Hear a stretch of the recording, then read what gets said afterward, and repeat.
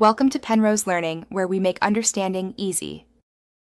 In this video, I will explain how to make natural soap. Making your own natural soap at home is a rewarding craft, allowing you to control every ingredient. We'll focus on the cold process method, which transforms simple oils into beautiful, skin-loving bars.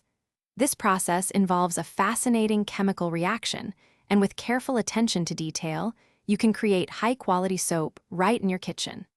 Let's get started on this creative journey. Before we begin, let's talk about what you'll need and, most importantly, safety. You'll combine natural oils like olive or coconut with distilled water and pure sodium hydroxide, or lye. Lye is a caustic substance, so wearing safety goggles, thick gloves, and long sleeves is crucial.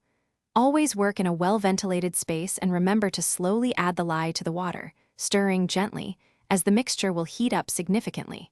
Never add water to lye. The magic of soap making lies in saponification, the chemical reaction that turns oils and lye into soap and natural glycerin. First, ensure your lye solution and oils are within a specific temperature range, typically between 95 and 105 degrees Fahrenheit. Slowly pour the lye solution into your warmed oils, then mix continuously. You'll blend until the mixture thickens to a trace, which looks like a thin pudding, indicating the reaction is well underway. Once your soap reaches trace, pour it into your chosen molds. Cover and insulate the molds for 1 to 2 days to allow the saponification process to continue. After this, unmold and cut your soap into individual bars. The most important final step is curing. Let your soap air dry for at least 4 to 6 weeks.